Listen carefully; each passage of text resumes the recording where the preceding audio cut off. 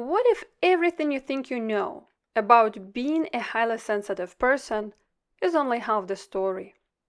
If you're highly sensitive, you may have always experienced life more intensely than the people around you. And while those experiences are real, over time, they can start becoming part of how you define yourself. Eventually, they might turn into conclusions. I'm fragile. I can't handle as much. Maybe I'm not capable of more. And that shift from lived experience to identity is where many HSPs quietly get stuck. If you're new here, I'm Anna, a researcher and a public health educator.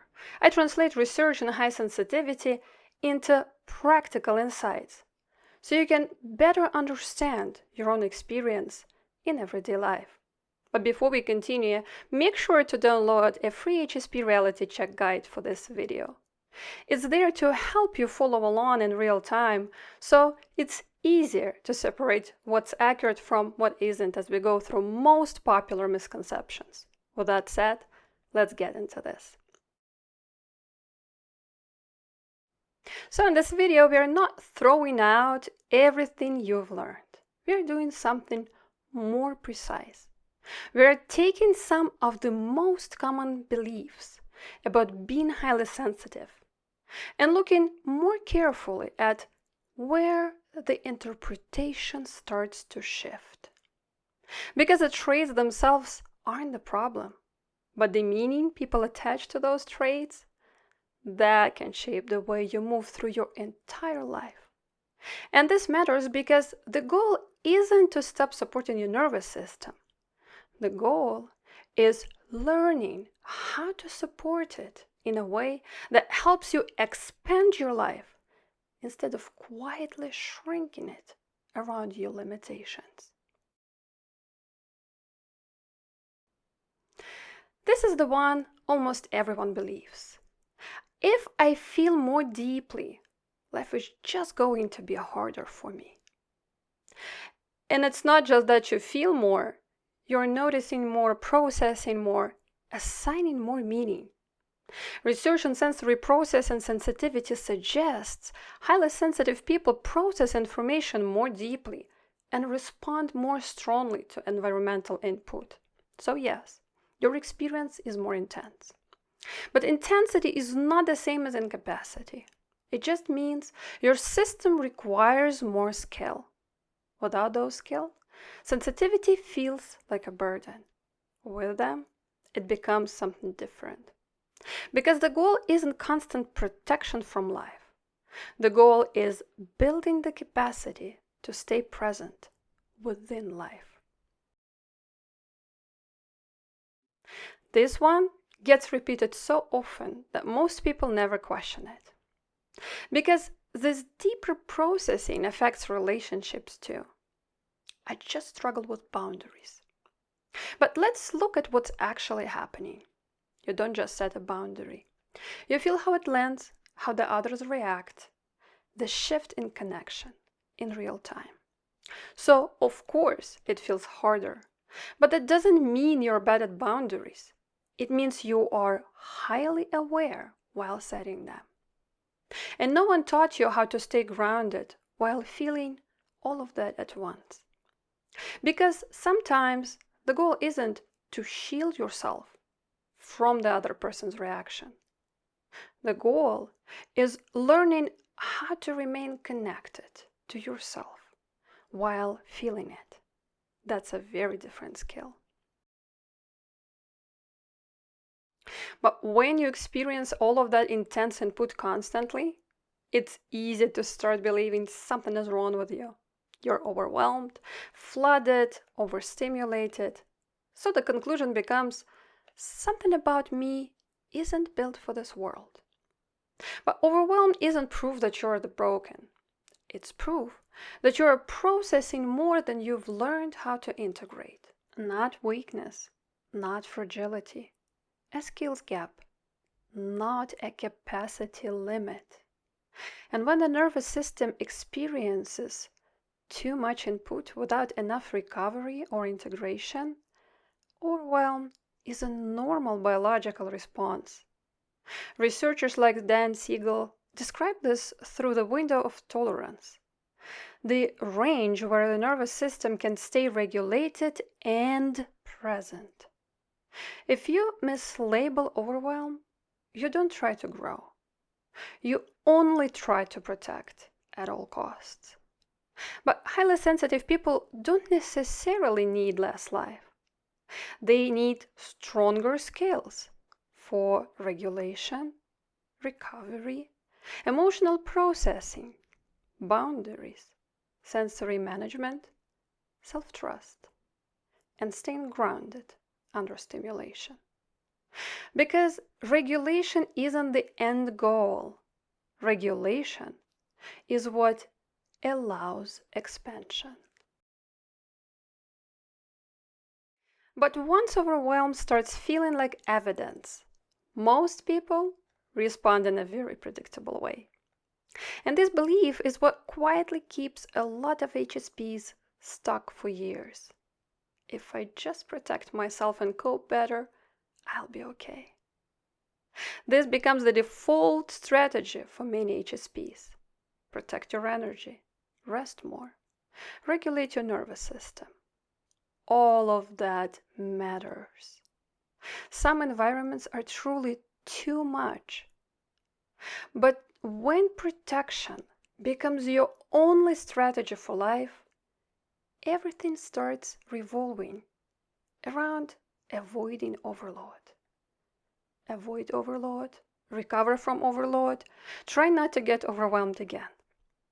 And what never develops is your ability to stay present within stimulation without losing yourself. So instead of expanding your capacity, you build a life around managing your limits.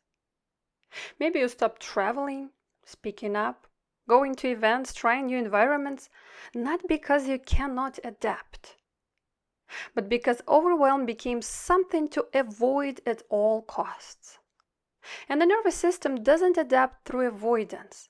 It adapts through gradual and careful exposure, recovery, and integration. Not forcing, not flooding yourself, but supported capacity expansion. Learning, I can experience stimulation and still remain connected to myself. This one might be the most limiting belief of all, because it truly doesn't look like one. At some point, I am a highly sensitive person stops being a description and becomes a definition, a lens that you filter everything through. So instead of asking, can I handle this? You start asking, can I handle this as someone like me? And that question already contains a limit, not because it's true, but because it's familiar.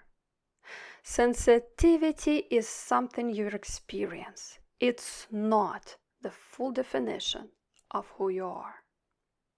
And here's the part that's hardest to admit. At some point, there can be safety in seeing yourself that way. Because if you believe I'm just someone who gets overwhelmed easily, then you don't have to take certain risks, enter certain environments, and actually test what you're capable of. What feels like a limitation can also feel like protection, not consciously, but quietly. So the belief isn't just inaccurate, it can become comfortable in a way that keeps you from growing. And again, this does not mean your sensitivity isn't real. It means overwhelm can slowly become a fixed identity if the conclusions around it go unexamined. So what turns out to be true? Your sensitivity is real. Your depth is real. Your need for regulation, recovery, and supportive environments is real. But the idea that this makes you inherently fragile or less capable is where things become distorted. What you actually have is a system that detects more, processes more, requires more intentional regulation. And when you learn how to work with that, it doesn't just reduce overwhelm, it increases precision, it increases self-awareness, it increases intentionality. And over time, it can expand your capacity too. Not through self-abandonment, not through pretending you're unaffected, but through learning how to support your nervous system while still participating fully in your life. So, everything you think about being a highly sensitive person isn't wrong at the surface, but it becomes wrong in the conclusions you build on top of it. And those conclusions quietly shape how much you avoid, how much you trust yourself, how much of your life you can actually step into. Sensitivity is not the inability to handle life. It's the responsibility of learning how to handle life differently. I'm really curious, which of these beliefs felt most valid for you before this? Because one of the things I'm noticing is that many HSPs aren't just carrying intense experiences or overstimulation. They're also carrying assumptions about themselves because of those experiences. And those ideas can quietly shape everything: your relationships, your decisions, your confidence, and how much of life you allow yourself to participate in. And that's the part of why I'm still in the listening phase right now. As a researcher and a public health educator, I care deeply about grounding what I share in evidence. But I also think it's important to hear directly from people actually living this experience. So if this video resonated with you, I'd love to invite you to have a conversation. I've opened a few free interview call slots in my calendar below. I am especially interested in understanding which beliefs HSPs internalize most deeply, how those beliefs shape the way they move through life, and what actually helps people feel more supported and capable. So if you feel comfortable sharing your experience, the link to schedule is below. And if you're not ready for that, I also created a free HSP reality check guide connected to this video. It goes deeper into some of the ideas we explored and helps you reflect on how they may be shaping the way you see yourself and move through your life. Because understanding your sensitivity is important, but learning how to relate to it in a way that expands your life instead of shrinking it can change the entire way you experience yourself.